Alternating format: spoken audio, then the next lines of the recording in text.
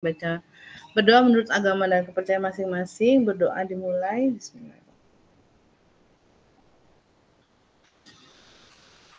Oke. DCK.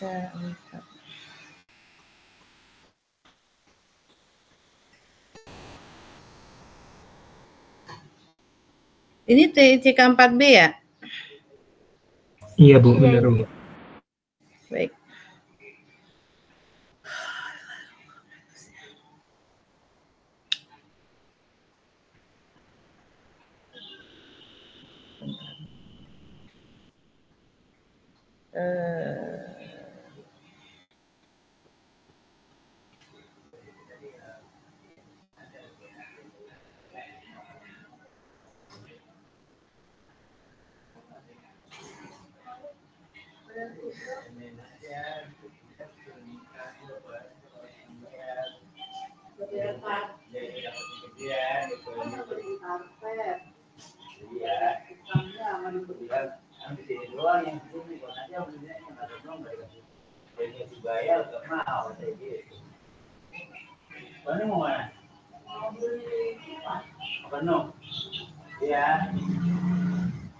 Kali begitu sama tadi sama yang kita omongin.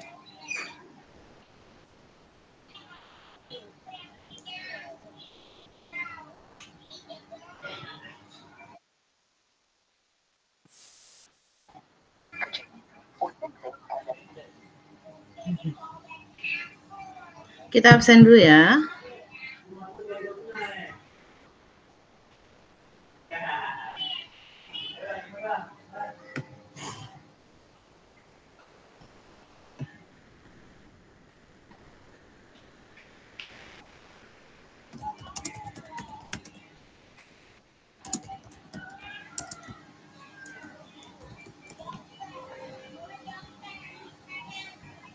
Adinda hadir, Din? Oke. Alfa? Hadir Bu. Ardi? Hadir Bu. Cynthia? Hadir Ibu. Ibnu? Hadir Bu. Ilhan? Hadir Bu. Keisha? Hadir Bu. Mahathir? Hadir Bu. Revah? Hadir Bu. Rival? Hadir Bu. Novana? Hadir Bu. Adinovia? Hadir Bu. Novia? Alifa? Hadir Bu. Putri? Hadir Bu. Rabani? Hadir Bu. Rashid? Rezi? Hadir Ibu. Sani?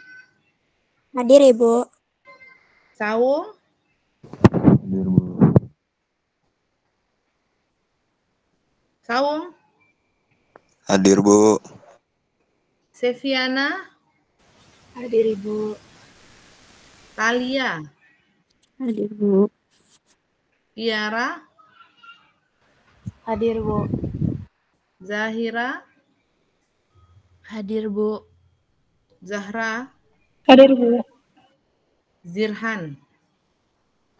Hadir Bu. Oke, alhamdulillah hadir semua.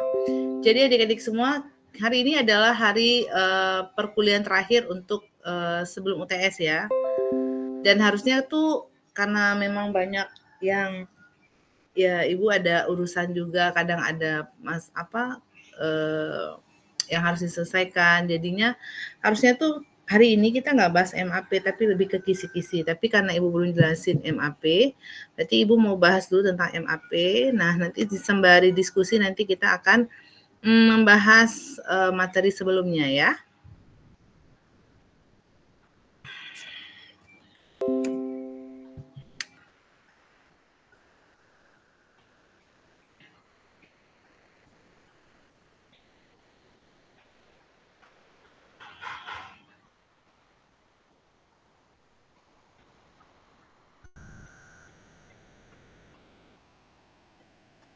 Oke. Oke.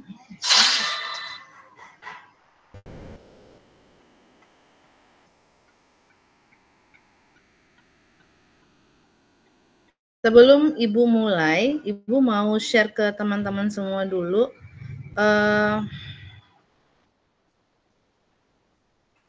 Ini ya, ada video.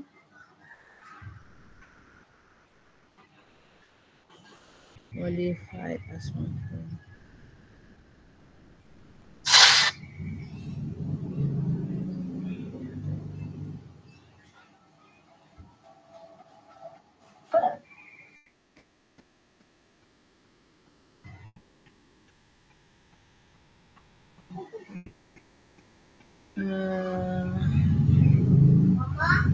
Boleh beli es krim nggak? Apa tuh es krim? Hah? Es krim apa? Es krim cenai. Oh iya, boleh. First, we will talk about the purpose of this Bisa method, kelihatan nggak nih? and then we'll take a deeper look at its requirements. Bu. Finally, we'll consider some examples in our further understanding of MAP. Udah ya? So, to figure out what MAP exactly is, let's start with the basic concepts. Simply put, in this method, we modify the atmosphere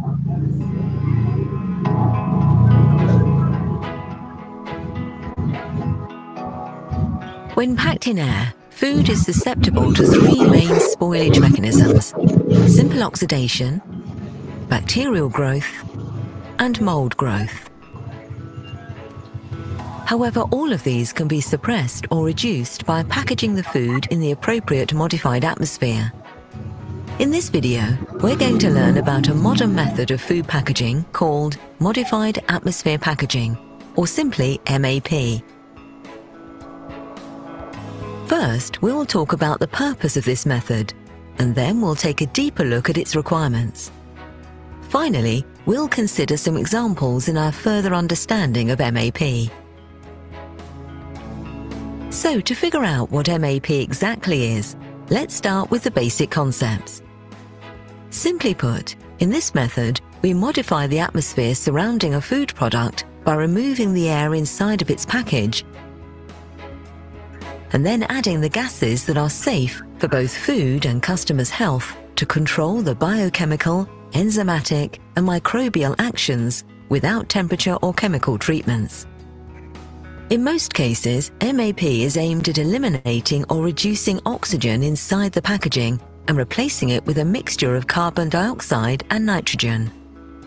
Of course, in special cases, such as packing red meat and fresh produce, the opposite is correct.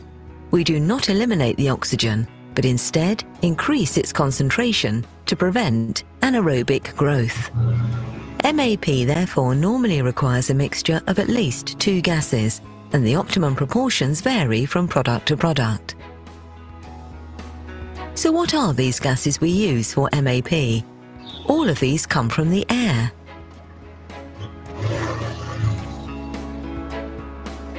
The first one is oxygen. Oxygen, or O2, as we all know, is highly reactive, and most of the common spoilage bacteria, fungi, and chemical and biological reactions require oxygen to live and grow. Therefore, to increase the shelf life of most foods, the pack atmosphere should contain a low concentration of oxygen. The next one is carbon dioxide, or CO2. Carbon dioxide is both water and lipid soluble, and although it's not a bactericide or fungicide, carbon dioxide has bacteriostatic and fungostatic properties.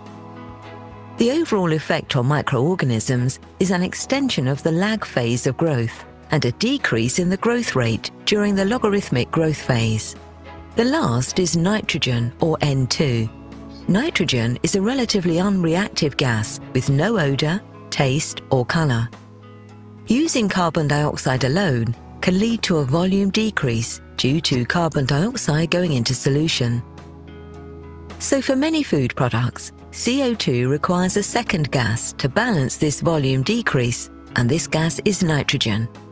The low solubility of nitrogen in foods can be used to prevent pack collapse by including enough of that in the gas mixture. Okay, As it was mentioned, we're not going to mix these gases in the same way for all kinds of foods. Depending on the type of food products and specific causes of their spoilage or quality deterioration, the gas mixture would be different. For example, mechanisms that limit the shelf life of raw red meats are microbial growth and oxidation of the red myoglobin pigment and convert it to oxidized brown metamyoglobin. For this reason, high concentrations of oxygen are necessary in order to maintain the desirable red color for a longer period of time. With the right mixtures, the practical shelf life of consumer-packed meat can be extended from 2 to 4 days to 5 to 8 days at 4 degrees Celsius. Also, carbon dioxide has a strong inhibiting effect on the growth of bacteria, of which the Pseudomonas presents the greatest problem for fresh meat. As another example, let's consider dry foods and snacks, like peanuts, potato chips, and baby milk powder. These foods contain unsaturated fats that make them sensitive to oxidation and rancidity when oxygen is around.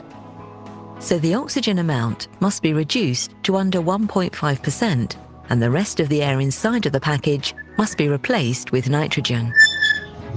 In the packaging of some other types of foods, such as cheese, the mixture is completely different. In this case, carbon dioxide is used first and foremost. The carbon dioxide level in hard cheese packages is up to 100%, and for soft cheeses, the level is usually restricted to 20 to 40%. The reason for this is to prevent the package from collapsing under atmospheric pressure, as the carbon dioxide dissolves into the water content. With ready meals and catered foods, customers expect healthiness and high quality with long shelf life, without chemical additives, with minimal perpetration. In order to meet these demands, atmosphere control combined with the correct temperature is the best solution. Low oxygen level with a high level of carbon dioxide will promote such product shelf life.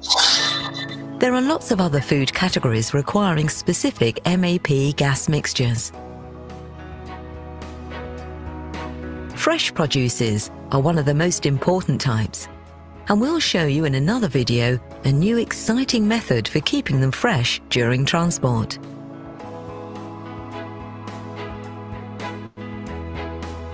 Now that we've got familiar with the gas mixture concepts, let's see how we select the best packaging material, as it's essential to maintain the quality and safety of MAP foods. There are 6 main characteristics to consider when selecting packaging material for modified atmosphere-packed foods.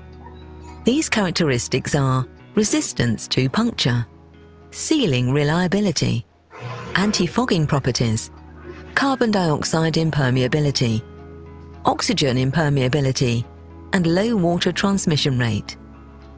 All in all, there are lots of benefits of using MAP: increased shelf life, little or no need for chemical preservatives, improved presentation, clear view, reduction in production and storage costs are some of its advantages.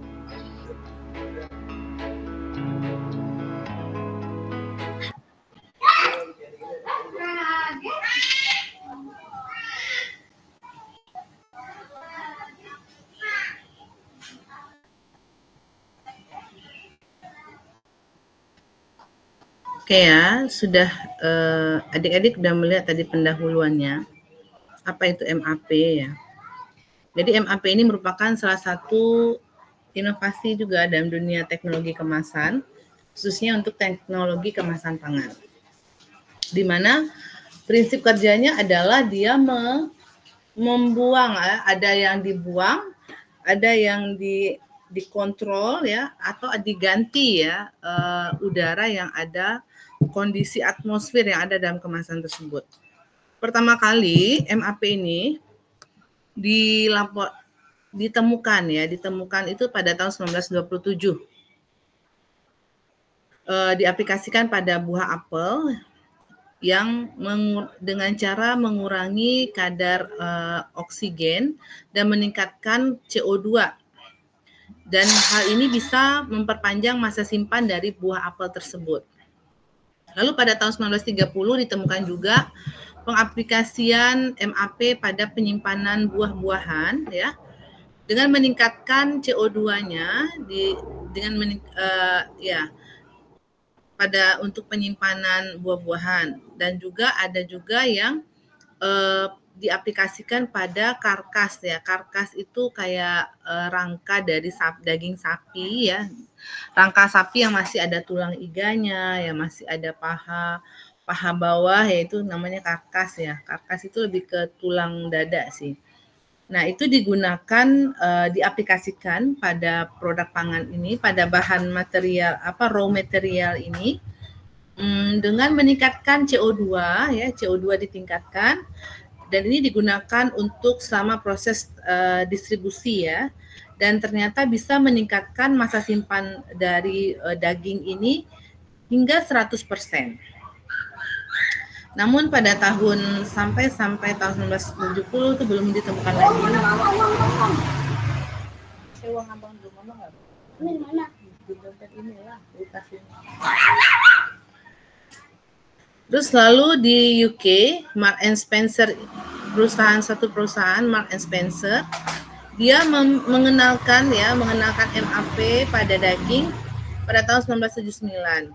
Dan produk ini cukup viral juga pada zamannya, dan 2 tahun setelah itu dia juga mengaplikasikan pada bacon ya, daging sapi, daging babi yang diasapi, pada ikan juga ya, baik yang segar maupun yang sudah diolah, curing ya atau cured. Jadi pada pengolahan biasanya pada daging, baik itu daging sapi, daging babi atau hewan ternak dan hewan unggas, biasanya ada beberapa metode pengolahan pangan sebelum produk itu diolah. Jadi ini termasuk pada pengolahan pangan untuk pengawetan ya, atau sebelum proses dia diolah. Pertama itu ada namanya marinasi. Kalian pasti udah sering mendengar kata-kata marinasi. Ada yang tahu marinasi itu apa? Halo? Dia direndam pakai bumbu-bumbuan gitu, Bu. Oke, ya. Kalau marinasi itu lebih kepada merendam daging ya, baik itu daging sapi, pokoknya hewan ternak atau juga unggas ya, dengan bumbu-bumbu ya, biasa dengan bumbu-bumbu dan rempah-rempah. Dibiarkan, ditutup, dan nanti itu akan membuat tekstur daging itu menjadi lebih biasanya akan lebih empuk, gampang empuk, dan ada rasanya menjadi sama seperti si bumbu tadi ya. Jadi menambah cita rasa. Misalnya adalah pada pembuatan rendang ya. Pembuatan rendang itu yang membuat bumbu rendang itu membuat rendang itu enak itu adalah ketika kita makan rendang itu bumbunya meresap sampai ke dalam. Itu melalui proses marinasi dulu. Jadi sebelum dia dimasukkan ke dalam santan yang udah menjadi minyak, itu kita marinasi dengan bumbu-bumbunya, dengan rempah-rempahnya selama lebih kurang 1 sampai 1,5 jam sambil ditiriskan ya. Jadi pas daging tuh masuk ke dalam santan itu kondisinya tuh udah nggak basah lagi karena kita pakai tirisan dan bumbu, dan dibumbui sama bumbu-bumbu rempah. Itu marinasi. Sementara kalau curing ini adalah menambahkan garam ya. Menambahkan garam ke dalam bahan tadi, dan ditambahkan garam nitrat juga. Nah, gunanya itu tadi sama untuk supaya ini juga merupakan salah satu bentuk pengawetan juga untuk daging-dagingan ya, biar dia juga lebih empuk gitu. Dan namun ada kekurangannya. Kekurangannya adalah asam nitrat, garam nitrat yang ditambahkan di dalam produk pangan ini. Kalau kita mengolahnya dengan cara dibakar, maka dia akan menghasilkan satu residu itu yang mengandung kandungan amina ya, gugus amina yang kita kenal dengan nitrosamin. Nitrosamin ini dia sifatnya karsinogenik. Jadi kalau untuk curing itu lebih baik tidak dibakar ya, disarankan tidak dibakar biar tidak terbentuk kandungan nitratnya itu tidak berubah menjadi gugus amina dan nitrosamin. Itu sekedar info saja. Tolong ditutup pintu Hilmi. Abi Hilmi.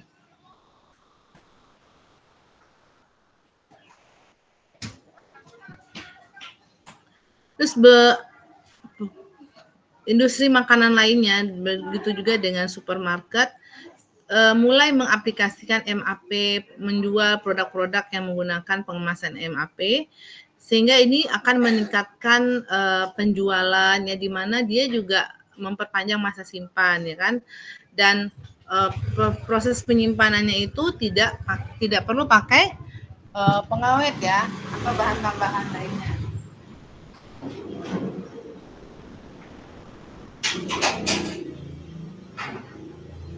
Tidak perlu pakai pengawet atau preservatif.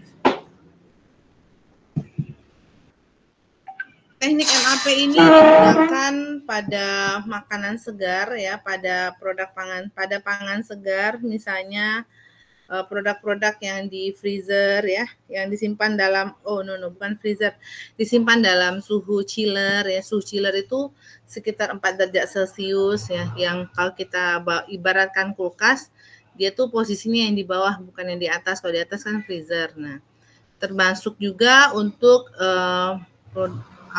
bahan pangan yang masih raw material, masih mentah, atau yang sudah dimasak atau sudah diolah dalam bentuk produk daging atau unggas, ikan, pasta segar, buah-buahan dan sayur-sayuran, dan produk-produk lainnya termasuk kepada kopi, teh, dan produk-produk bakery.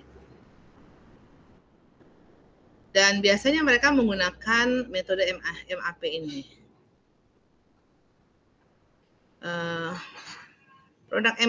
Teknologi MAP adalah teknologi pengemasan tepat guna yang dilakukan pada produk pangan dengan tujuan agar dapat mempertahankan atau memperpanjang umur simpan produk pangan tersebut. Pengemasan dengan MAP adalah pengemasan produk dengan menggunakan bahan kemasan yang dapat menahan keluar masuknya gas, sehingga konsentrasi gas di dalam kemasan itu berubah, dan ini menyebabkan laju respirasi dari produk itu menurun. Jadi gini, setiap produk itu kan dia memiliki kandungan nutrisi yang berbeda-beda. Tadi dari video itu teman-teman sudah lihat ya, bahwa produk A, produk B, produk C gitu ya, mereka tuh punya atmosfer yang berbeda-beda, dipengaruhi oleh kandungan dari nutrisinya atau kandungan makro dan mikronutriennya. Ditambah lagi dengan dalam suatu produk biasanya ada bahan pangan, ada bahan utama, ada bahan tambahan, dan ada bahan penolong. Nah, 3 bahan ini akan menyebabkan perubahan dari atmosfer kemasan. Yang pastinya biasanya yang ada itu adalah udara, O2, CO2, dan nitrogen. Bisa juga gas-gas yang lain ya, bisa juga gas-gas yang lain kayak sulfida, kayak gas yang ya memang kita dapat tuh dari si bahan pangan itu sendiri gitu. Nah, kalau itu tidak kita kontrol, maka si produk pangan ini akan cepat rusak. Makanya orang menambahkan pengawet. Nah, cuman pengawet itu kan punya punya kelemahan ya. Kelemahannya adalah dia bisa membahayakan kesehatan manusia ya. Pengawet yang terbuat dari sintetis itu, yang ujung-ujungnya nanti adanya penyakit kanker lah, gagal ginjal lah, dan lain-lain.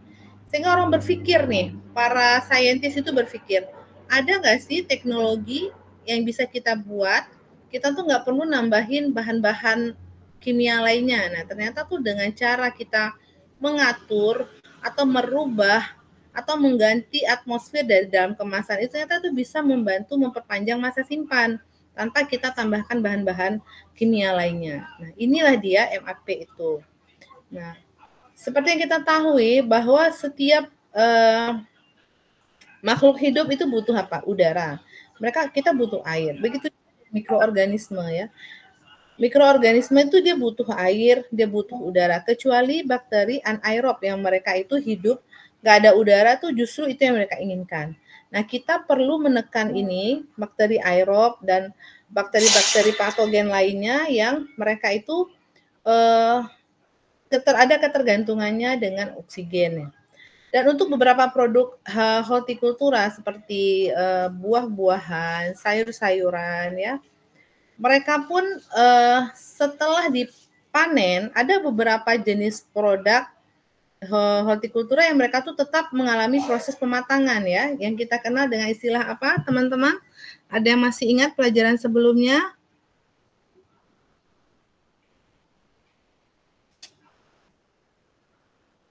Halo? Ada yang ingat nggak? Etilen, Bu. Apa? Ya, dia melepaskan suatu hormon yang berupa gas, yaitu gas etilen yang bisa mempercepat proses pematangan. Terus apa lagi reaksi yang terjadi, teman-teman? Apa ya? Reaksi apa yang terjadi? Reaksi laju respirasi ya. Laju respirasi. Nah, makanya beberapa ibu pernah bilang juga kan, kenapa kemasan sayur-sayuran tuh nggak boleh divakum ya? Kenapa? Karena kalau divakum dia cepat layu, cepat rusak. Karena mereka butuh udara untuk respirasi mereka gitu. Mereka butuh oksigen. Makanya kemasan itu yang kalau kalian beli pakai plastik itu biasa dibolong-bolongi kan, digunting-gunting sedikit gitu kan, ada bolongan-bolongan. Nah, itu tadi supaya tidak menghambat laju respirasi. Tapi laju respirasi ini kalau kita bebaskan banget, dia akan membuat ya cepat layu juga gitu. Jadi memang harus diatur. Makanya inilah guna dari MAP itu. Ya. Ini laju respirasi. Respirasi itu adalah dia menghasilkan CO2 dan H2O. Ini reaksi ini ya, klorofil itu ya, karbohidrat ya, ini karbohidrat ditambah O2 dia akan menghasilkan CO2 dan H2O. Ini merupakan reaksi dalam laju respirasi. Nah, semua mikroba butuh oksigen kecuali bakteri anaerob yang tidak butuh oksigen.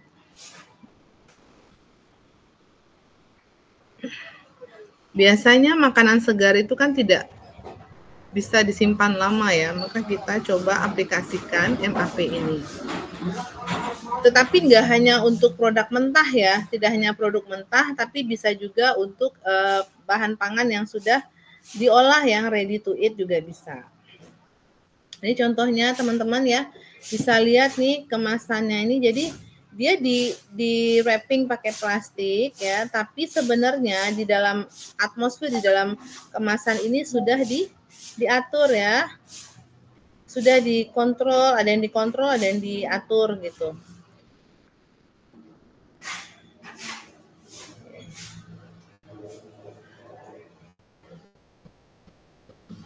Nah, ahli pengemasan sering menganggap bahwa MAP ini merupakan satu dari bentuk kemasan aktif.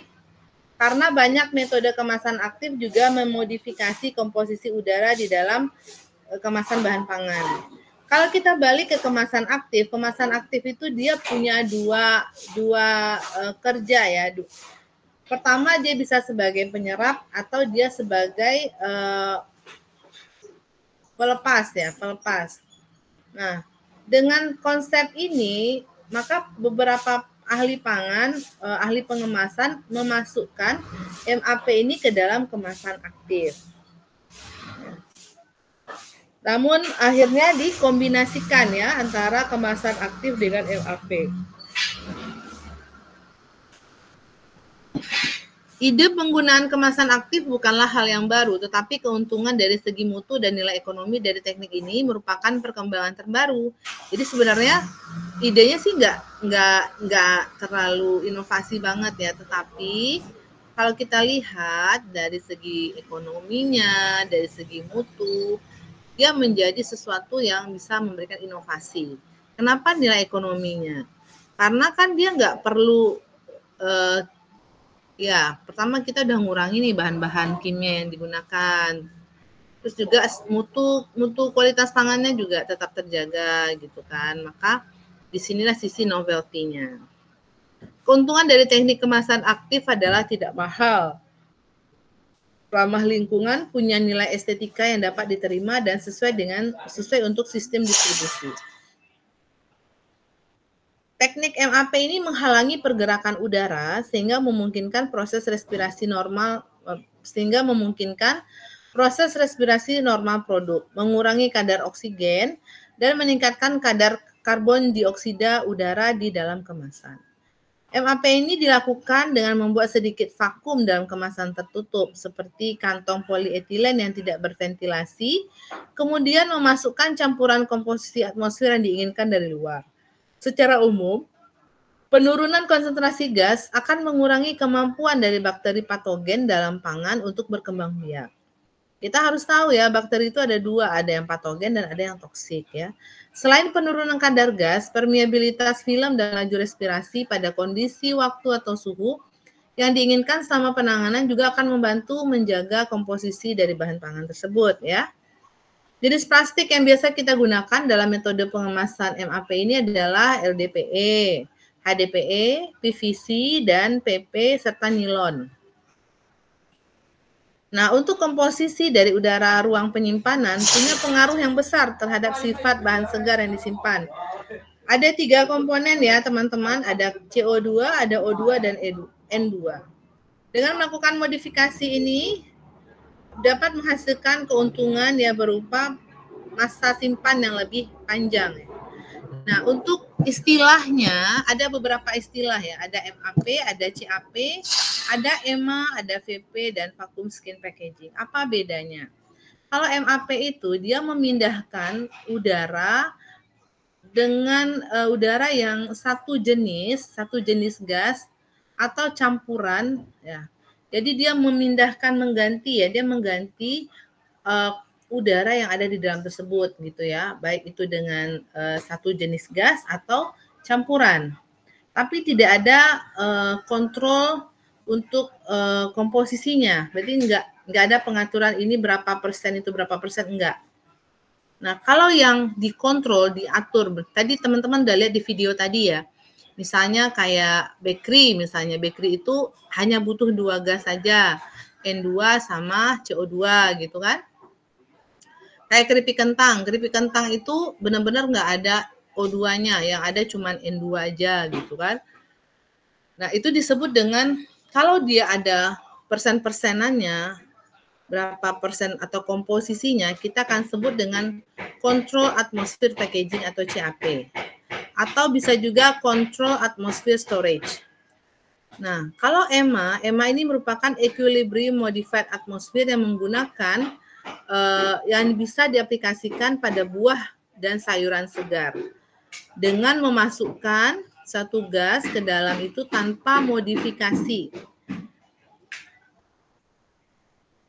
Nah, kemampuan dari permeabilitas kemasan dan respirasi dari produk ini menghasilkan kondisi yang stabil ya pada atmosfer si kemasan tadi. Terus ada juga kemasan vakum. Kemasan vakum itu dia menarik udara yang ada di dalam kemasan itu tanpa benar-benar nggak ada udara sama sekali, hampa udara gitu. Ya. Tujuannya adalah supaya tidak ada mikroba yang tumbuh di dalam produk itu. Terus yang terakhir ada vacuum skin packaging, digunakan untuk produk-produk yang delicate ya. Menggunakan film yang lembut, ditaruh di atasnya, di atas produk pangannya itu, baru setelah itu kondisi di dalam kemasan itu dibuat vakum. Keuntungannya apa? Kalau untuk pembeli adalah dia bisa meningkatkan masa simpan. Terus juga kualitasnya lebih baik. Terus juga memudahkan kita untuk penyimpanan ya. Easier slice separation ya. Pada saat penggunaannya itu lebih dipermudah. Terus bentuknya juga, dia kan dikemasnya dengan plastiknya biasanya transparan kan. Jadi kita bisa lihat nih kualitas dari produknya. Terus nggak perlu banyak bahan kimia. Ya itulah. Kalau kekurangannya adalah untuk konsumen maupun untuk produsen adalah dia butuh biaya ya, butuh biaya. Dia butuh juga satu sistem suhu yang bisa dikontrol, terus supaya produknya itu tetap aman dan terjaga gitu dengan menggunakan peningkatan transport cost juga dari sisi karena itu tadi ya, karena dari segi biaya produksinya tadi. Terus kalau untuk produsen adalah bisa meningkatkan masa simpan, lebih fokus kepada packaging, mengurangi biaya distribusi, terus karena pengirimannya itu bisa dalam waktu yang lama ya. Jadi kalau seandainya kita tuh pengennya cepat, biasanya kita harus pakai jalur udara gitu ya. Tapi karena dengan ada teknik MAP ini, kita mungkin dari jalur darat tuh masih bisa kita jangkau lah kayak gitu. Terus kekurangannya yang lain adalah untuk teknologi ini pasti butuh orang-orang yang ahli ya, yang perlu orang-orang yang sudah di training gitu. Terus alatnya juga kita butuh alat yang khusus juga, terus karena gas yang dimasukkan berbeda-beda, berarti kan alat yang digunakan juga berbeda-beda gitu kan. Dari setiap produk itu beda-beda kebutuhan gas yang diberikan, yang akan diatur itu berbeda-beda. Nah, ini adalah kekurangannya.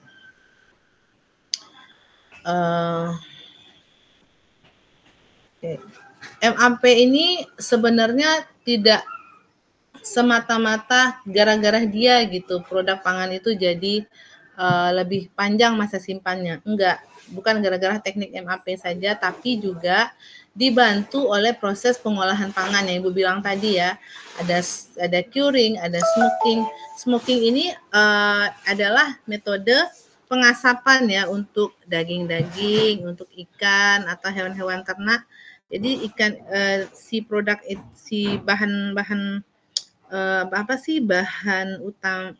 bahan mentah tadi itu diasapin dulu. Nah, ini kan bisa mengurangi kadar air ya.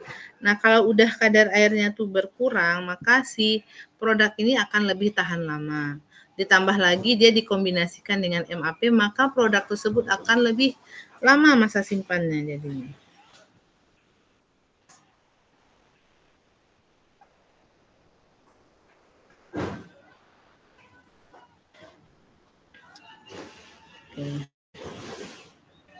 Nah, kalau kita ngomong masa simpan, maka dia akan berhubungan dengan keselamatan dan keamanan pangan dan kualitas. Keamanan pangan berarti keamanan. Ini udah pernah kita bahas ya, beda ya antara keamanan sama kualitas. Kalau keamanan itu adalah lebih kepada kesehatan kita, kalau kita mengkonsumsinya, lebih kepada safety, keamanan tuh lebih kepada jiwa lah gitu ya. Sementara kalau quality itu lebih kepada produknya dari segi kualitas, yaitu kandungan gizinya. Kita lihat dari kandungan mikronutrisinya, makronutrisinya itu lebih kepada kualitas ya.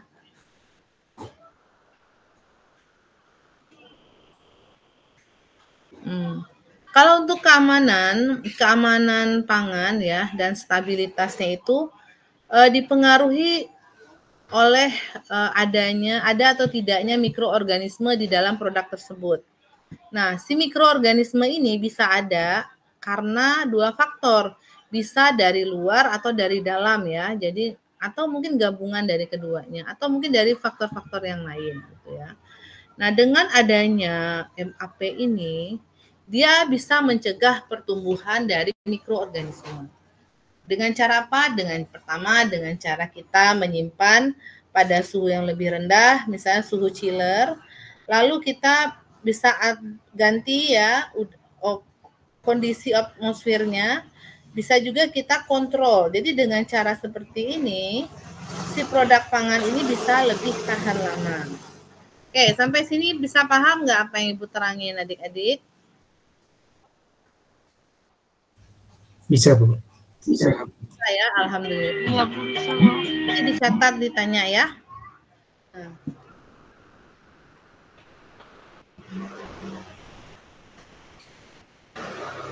Oke.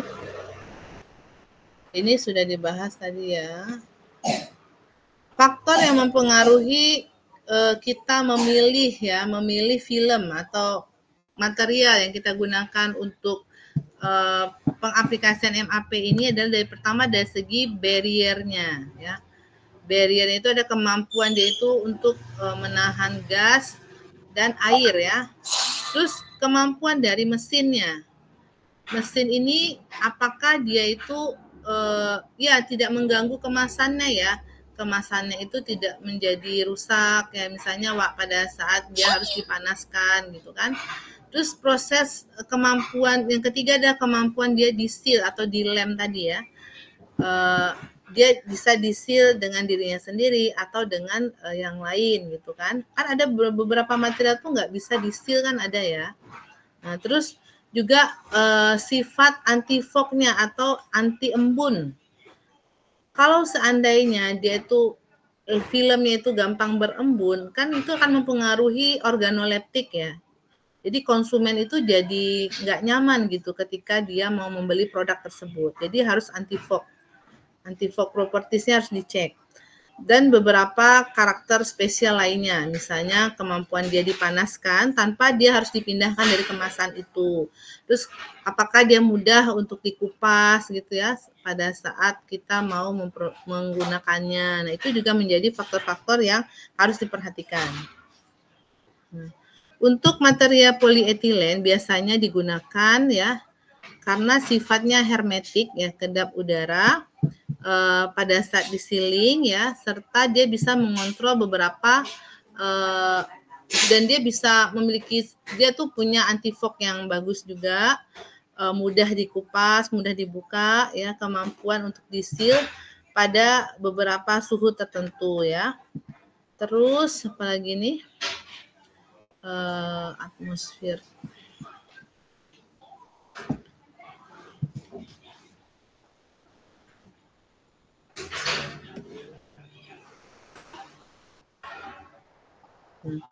Jadi kan ada 3 jenis tadi gas yang kita masukkan, ya, ada O2, CO2 dan N2. Nah, itu semua tuh dipengaruhi tergantung oleh produknya itu sendiri, ya, produk pangannya, ya. Jadi kita nggak bisa jadi memang ada standarnya, memang ada standar dan acuannya, ya. Itu.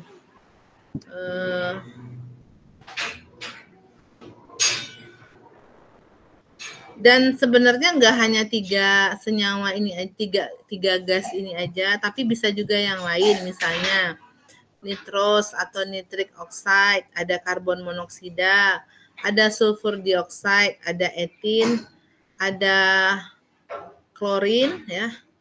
Tetapi biasanya nggak digunakan, ya, karena itu tadi, ya, lebih kepada faktor safety, respon konsumen, legalitas untuk penggunaannya, serta biayanya gitu. Nah, ini, ya, diberikan sesuai dengan produknya atau kebutuhannya, ya. Kebutuhan kita tuh kita tuh bisa atur mau ini tahannya 5 hari atau 10 hari atau tahannya cuma 3 hari, itu kita bisa atur dengan mengkondisikan atmosfer dari kemasan tadi. Nah, jumlah yang kita masukkan, komposisinya itu bisa berbeda-beda tergantung target kita bagaimana, ya. Oke, ini dia. Ini untuk yang CAP, ya, Control Atmosphere Packaging. Misalnya untuk ikan white fish, ya, kayak ikan tuna gitu, maka gas yang digunakan itu CO2-nya sekitar 40%, O2-nya 30%, dan nitrogennya 30%. Untuk ikan yang berlemak, yang punya kandungan lemak tinggi kayak ikan paus gitu, ya, kayak ikan patin, itu kan lemaknya banyak, ya. Maka CO2 yang digunakan itu lebih banyak CO2 dan N2, nggak ada O2.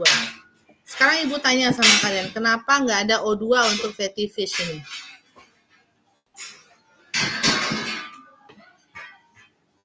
Ada yang bisa jawab kenapa pada produk ikan fatty fish atau ikan yang berlemak itu nggak ada O2?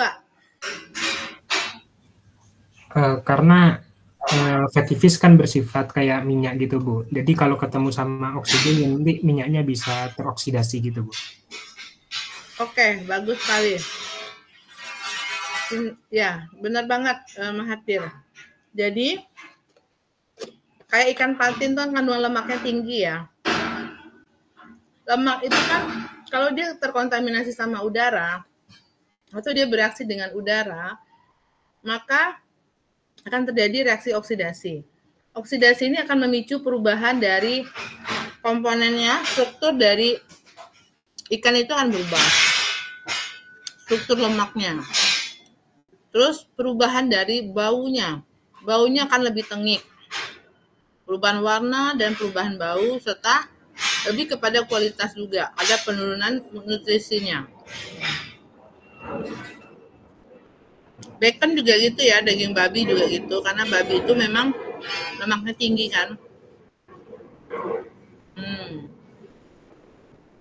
Nah, terus ada poultry. Poultry ini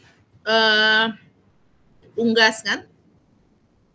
Unggas ini nggak ada nitrogen, nggak ada oksigen. Kenapa nih teman-teman? Jangan Mahathir lagi yang jawab. Yang lain coba.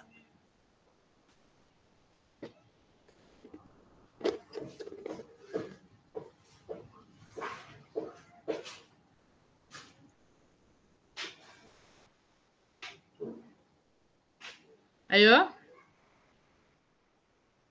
Ibu tunggu jawaban kalian. Kenapa hanya satu jenis gas aja CO2? Nggak ada, N2 nggak ada, oksigen juga nggak ada. Kenapa?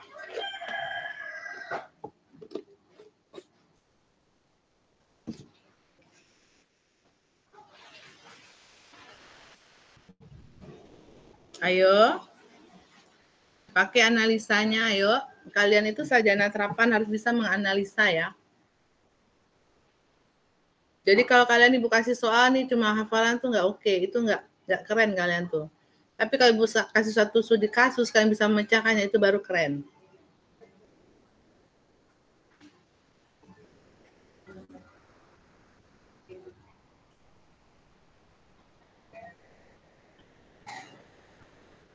Gak ada yang bisa jawab? Dipikir, Bu.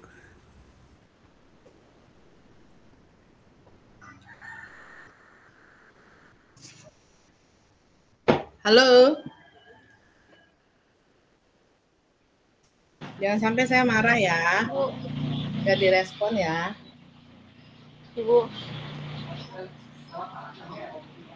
menurut saya mungkin tekan kalau misalkan roti itu dia punya bahan pengembang gitu kan Bu ya, dan dia jadi banyak pori-porinya, dan jadinya kalau misalkan ditambahin oksigen jadi lebih gampang berjamurnya gitu kali Bu. Bukan, ini poultry sayang. Poultry itu unggas.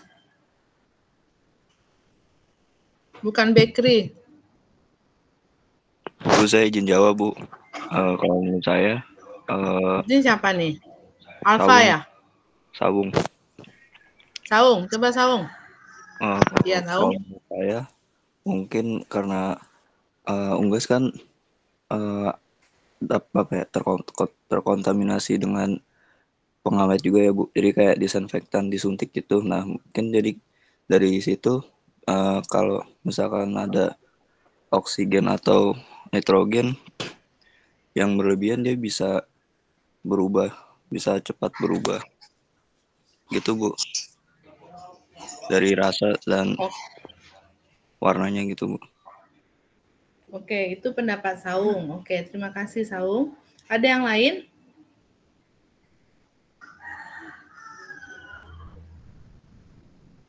Ibu panggil ya, nggak jawab jadi Ibu panggil. Nggak, Ibu keluarin dari meet ini. Ntar. Zirhan.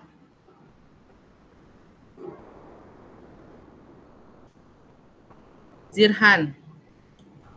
Iya Bu. Kenapa Zirhan? Kenapa pada daging unggas ya?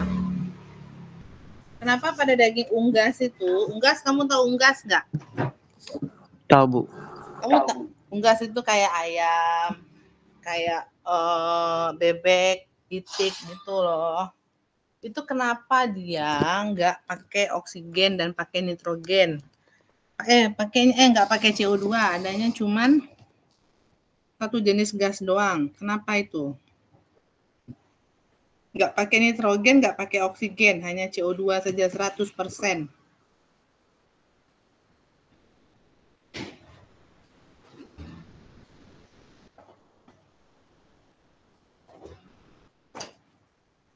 Kenapa? Ayo dipakai, pikirannya dipakai, analisanya coba dimainkan.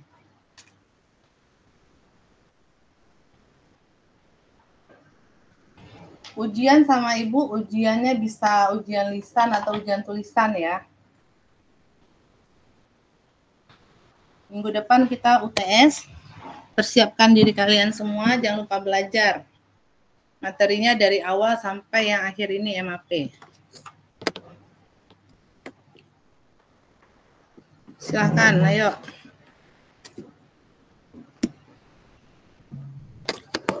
Ibu kasih remet bagian nilainya D saja. Kalau nilainya C nggak Ibu kasih remet. Biar nggak enakan kalian dikit-dikit, ntar ada remet kok, nggak usah belajar lah. Nggak bisa sama Ibu. Nggak, Ibu semester ini mau tegas dalam hal nilai ya. Ayo, kenapa? Zirhan.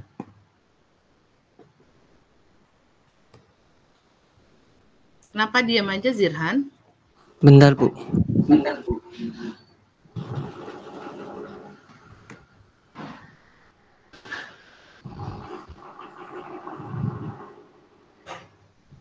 Tadi kenapa, Bu? Nitrogen sama... Kenapa pada daging unggas ya, daging unggas atau produk unggas nggak ada gas nitrogen dan gas oksigen, adanya CO2 saja, karbon dioksida aja.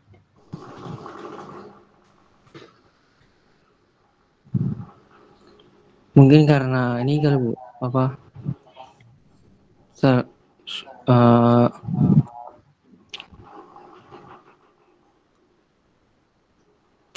Terlalu tinggi kali, Bu, buat apaan? Buat daging unggas. Apanya yang tinggi?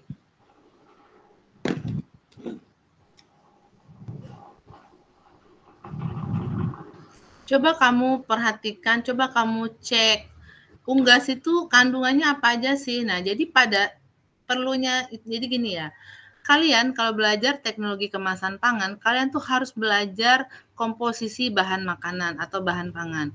Tapi itu nggak perlu Ibu ajarin juga gitu. Itu adalah ini ya, lebih ke kalian tuh mau belajar atau enggak. Sekarang tuh media belajar banyak sekali. Kalian bisa searching di internet mengenai makronutrisi, mikronutrisi itu apa saja.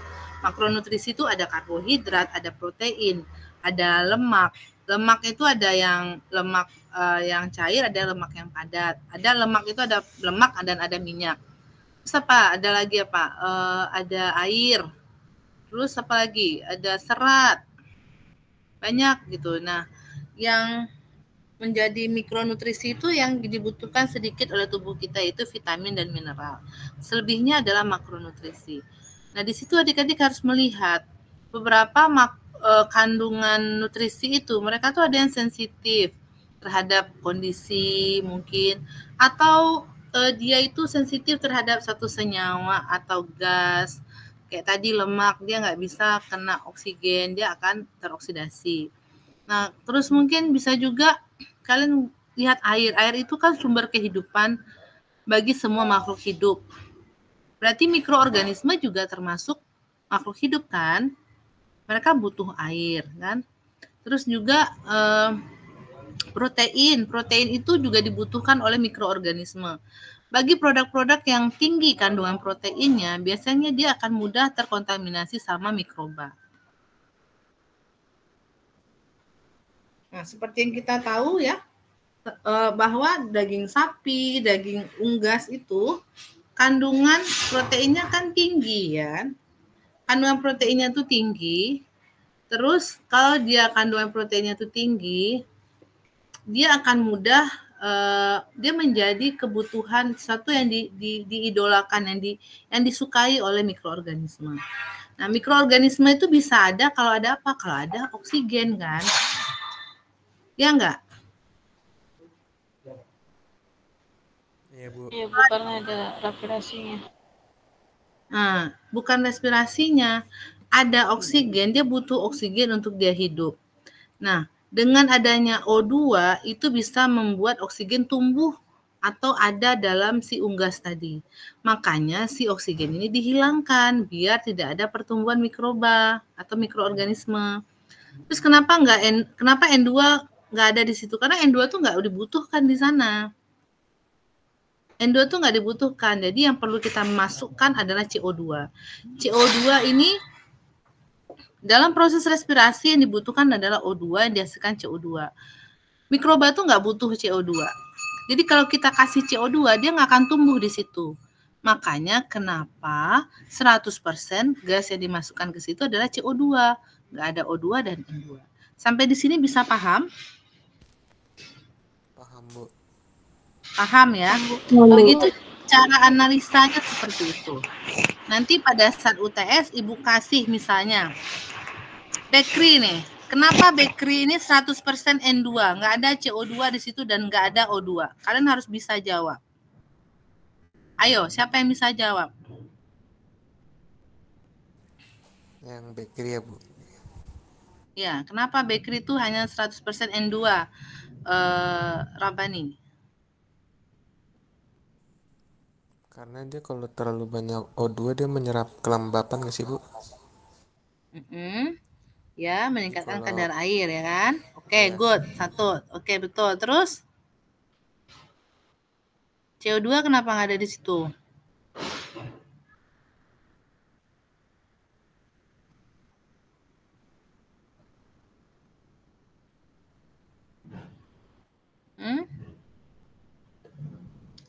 Kenapa N2 dimasukkan di situ? Kalau CO2 dan O2 dimasukkan di sana, pertama O2 tuh nggak boleh ada di situ. Karena kalau ada oksigen, bakteri akan tumbuh. Ada oksigen akan bisa menyebabkan nanti karena kandungan dari si bakery tadi, dia punya pengembang, dia punya bahan tepung dan lainnya, itu bisa mengikat air ya kan. Kelembaban udara akan menyebabkan ada hubungannya dengan kelembaban udara. Kelembaban udara mengakibatkan peningkatan kadar air. Bisa meningkat, bisa menurun. Jadi O2 harus dihilangkan. CO2 tuh nggak butuh di situ, nggak perlu ada CO2. Nah, jadi kita masukkan apa? N2. N2 ini merupakan satu gas yang inert, yang dia tuh nggak akan bereaksi dengan apapun. Kita tahu bakery itu kompleks banget ya. Komponennya tuh, komposisi itu kompleks banget. Kalau kita ngomong fatty fish, white fish, poultry itu lebih pada mentah kan, kondisi mentah dan biasanya nggak ada, dia hanya satu jenis aja. Tapi kalau bakery udah ada gula di situ, ada tepung, ada mentega, ada flavor dan yang lainnya, itu sangat kompleks sekali. Maka untuk menjaganya supaya tetap tahan lama, kita tambahkan N2. N2 ini dia nggak bisa bereaksi dengan siapapun. Dia tuh orang yang sangat baik, dia tuh nggak kepo, dia nggak ganggu orang, jadi dia di situ tuh cuma tujuannya membantu. Itulah N2. Maka ditambahkanlah N2 di situ. Atau bisa juga kita tambahkan hanya CO2 di sana. Itu ya. Atau bisa juga 20-70% CO2 atau 20-80%-nya N2. Nggak ada O2 di situ karena itu tadi ya, analisanya seperti itu. Oke, bisa paham? Iya, Bu. Bisa paham. Nah, ini masih banyak nih. Ada buah-buahan, ada keju ya, ada pasta. Komposisinya begini. Kalian siap-siap aja nih. Ibu akan masukkan soal ini ke UTS. Kalau nggak bisa jawab, aduh sayang banget.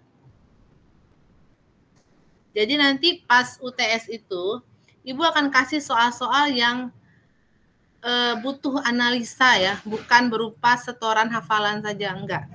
Kalau setoran hafalan misalnya, sebutkan pengertian MAP, apa faktornya, apa jenisnya, itu soal-soal anak SMA. Tapi kalau untuk mahasiswa, soalnya enggak seperti itu, lebih kepada bagaimana cara kalian bisa menganalisa suatu permasalahan dan bisa memberikan solusinya dan memberikan jawaban yang benar. Ya, siap-siap ya. Berarti bisa ujiannya lisan atau ujiannya esai, antara dua itu. Oke, kita lanjut ya guys. Oke, kita bahas satu-satu oksigen. Oksigen ini sangat ini ya, pengaruhnya banyak ya, memberikan banyak pengaruh kepada makanan atau pangan. Misal pada daging ya. Pada daging itu dengan adanya oksigen di dalam daging itu kan ada namanya pigmen ya, pigmen dalam darah, dalam daging itu kan banyak darahnya. Ada daging itu warnanya merah. Merah itu disebabkan karena adanya mioglobin. Pigmen itu namanya mioglobin yang dia itu akan ketika dia bereaksi sama oksigen, dia akan membentuk oksigenatid ya. Oksigenatid ini akan merubah oksi dari mioglobin berubah menjadi oksimioglobin. Oksimioglobin, nah ini yang akan memberikan warna yang cerah ya, warna cerah, warna merah cerah. Jadi seolah tuh ikan daging itu segar gitu, yang menjadi penentu beli atau tidaknya bagi konsumen. Biasanya ikan segar itu mengandung 80% oksigen di dalam atmosfernya, kondisi udaranya,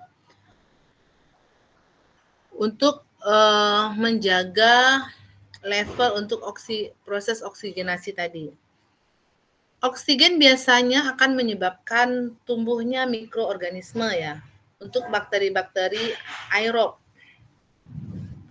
Nah, untuk mencegah bakteri aerob itu tumbuh ya, kalau bakteri anaerob kita nggak bisa kontrol ya, itu kan dia nggak ada udara pun dia tetap bisa hidup. Kita kontrol adalah yang aerobnya. Dengan memberikan oksigen dengan level yang rendah ya, kecil dari 0,5%, maka hasilnya akan membuat warnanya menjadi berubah.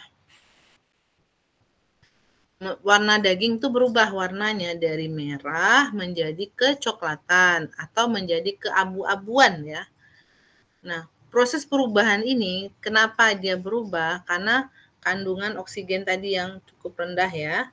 Terus pigmennya itu berubah juga, yang awalnya mioglobin berubah menjadi oksimioglobin, akhirnya menjadi metimioglobin.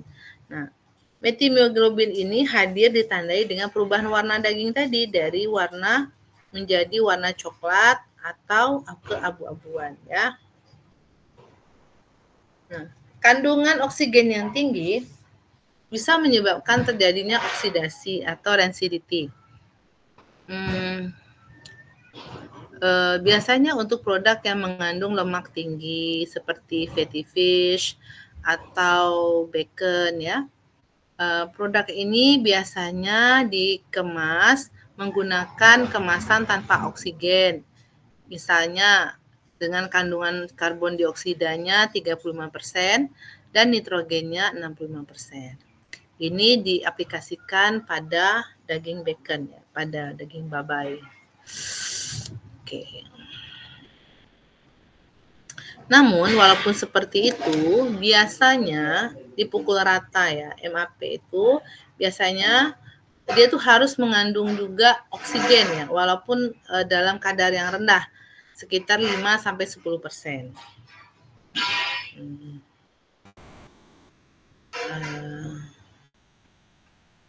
Karena misalnya beberapa produk itu memang butuh oksigen, misalnya kayak produk hortikultura kan. Nah, level yang rendah, oksigen yang rendah ini bisa menghambat tumbuhnya bakteri patogen, terus bakteri anaerob, umumnya Clostridium botulinum ya, yang tidak bisa kita cegah adalah anaerob ya, aerob. Okay. Sekarang kita masuk nitrogen. Nitrogen ini merupakan gas inert, gas yang dia tuh nggak bereaksi dengan apapun ya. Dia tuh untuk membuat kemasan itu tetap kokoh gitu. Kayak ingat aja nih keripik, kemasan keripik gitu kan gembung ya. Keripik itu kalau nggak digembungin kemasannya, nanti keripiknya bisa hancur kan pada saat dipajang, pada saat didistribusikan atau disimpan. Kalau dia nggak gembung begitu kemasannya, maka si keripik akan hancur atau pecah gitu. Dan kalau kita makan keripik nggak utuh gitu kan nggak enak ya, itu mengganggu organoleptik. Jadi salah satu caranya adalah dikasih nitrogen tadi ya. Kayak keripik kentang. Keripik kentang itu dia kan mengandung lemak. Maka oksigennya dihilangkan diganti sama nitrogen. Ini mau jalan di belakang. Dia masuk jam 11, Bu.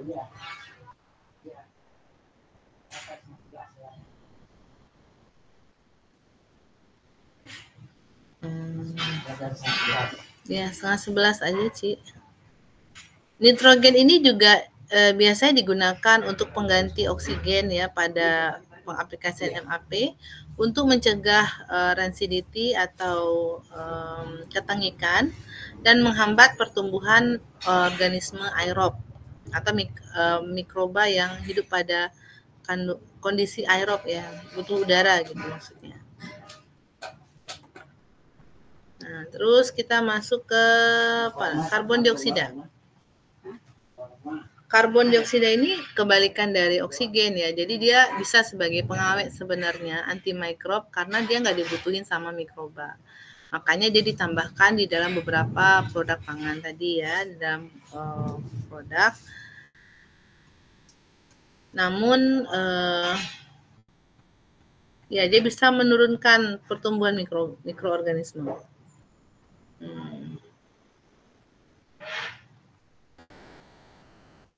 Oke. Ini jadi baca aja ya. Oke, sampai sini ada yang mau ditanyakan teman-teman, silahkan. Efek dari MAP terhadap seluruh kualitas produk adalah biasanya dia akan menjaga produk itu selama proses penyimpanan ya, dan mencegah pertumbuhan mikroorganisme yang bisa menyebabkan, bisa yang patogen maupun yang toksik ya. Terus juga main factor considered when atmosphere is designed even also should also be used to assess the potential safety risk of using. Oke, walaupun seperti itu, tetap harus ada audit untuk atau pemeriksaan ya untuk produk yang dikemas dengan MAP ini ya. Apakah ada mengganggu safety kah atau quality dari si produk tersebut, itu tetap harus ada QC, harus tetap melakukan pengecekan. Faktor-faktor yang mempengaruhi masa simpan produk dengan penggunaan teknologi MAP ini adalah seperti yang harus kita kontrol itu, yang harus kita cek itu pertama adalah AW atau aktivitas airnya. Terus ada pH, karena beberapa pH ini juga berpengaruh ya. Terus juga pertumbuhan mikroba ya dari awal sampai setelah diproses sampai nanti dikemas ya. Terus juga ketersediaan nutrisinya. Jadi jangan sampai nutrisi yang ada dalam produk pangan itu berkurang atau hilang, itu nggak boleh. Jadi kita harus cek lagi kualitas, kita cek lagi nutrisinya. Kalau seandainya terjadi pengurangan, maka kita bisa lakukan apa teman-teman? Penambahan di akhir produk, kita sebut dengan fortifikasi ya.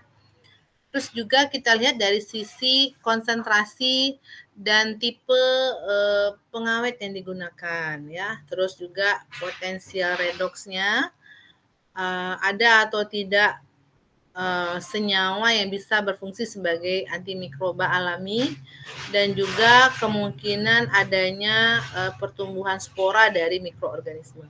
Nah, ini adalah faktor-faktor yang mempengaruhi masa simpan dari produk MAP. Oke, sampai sini selesai. Ada yang mau dibahas, silahkan.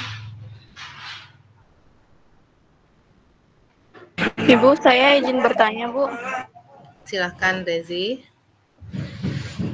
Bu, kalau misalkan menggunakan MAP itu ada batas-batas kadar suhu yang Bentar ya, tetangga ibu lagi ini motornya tuh, Bu, nggak kedengeran kamu ngomong.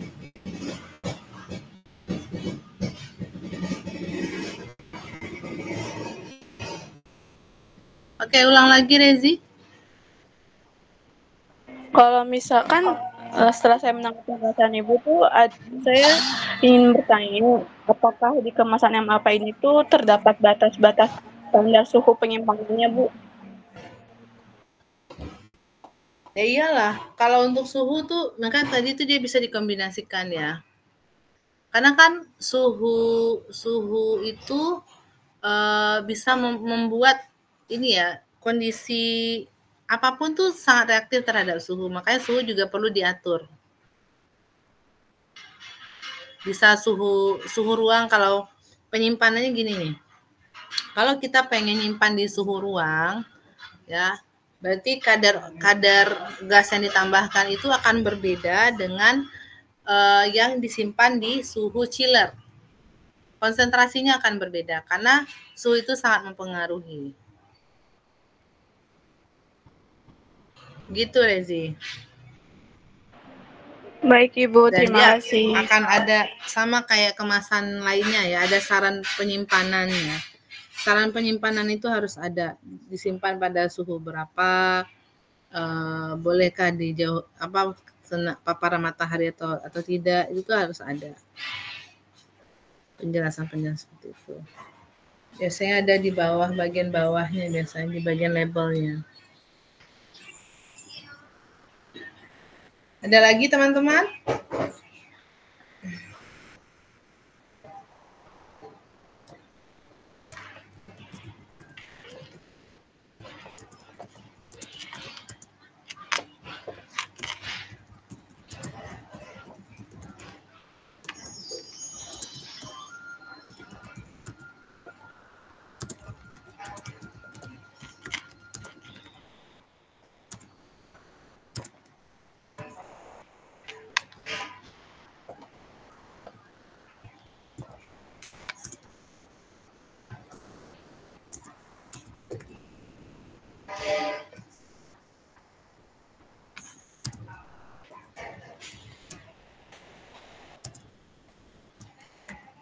Ayo, ada yang dibahas, ada yang tanyakan? Kalau nggak ada, kita selesaikan ya.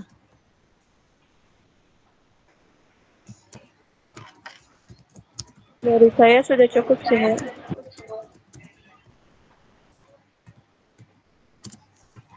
Oke. Yang lain? Insya Allah cukup. Cukup, Bu. Cukup ya.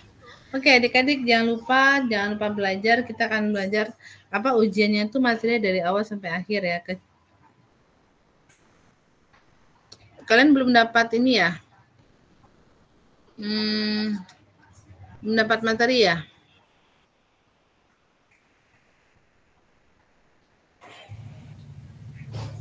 Dapat apa, Bu? Materinya belum Ibu submit belum? Udah ada di e-learning.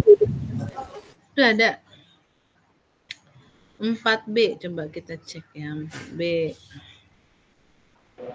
4B materi yang MAP ini udah di e-learning, Ibu? Oh, udah semuanya. Berarti udah aman ya, udah semua berarti. Selamat belajar ya teman-teman semua. Semoga diberi kemudahan. Bisa lulus semua ujiannya ya. Amin. Ingat soalnya itu kalian harus paham konsepnya, karena nanti akan Ibu tanyakan lebih kepada konsep. Bagaimana cara kalian menganalisanya. Karena yang tujuan dari mata kuliah kita ini adalah mahasiswa mampu menganalisa, bukan mampu menjelaskan, tapi menganalisa. Oke, mohon maaf jika ada kekurangan sama perkuliahan kita sama ini. Terima kasih adik-adik semua atas atensinya. Assalamualaikum warahmatullahi wabarakatuh. Waalaikumsalam. Terima kasih, Ibu. Terima kasih, Bu. Iya, sama-sama.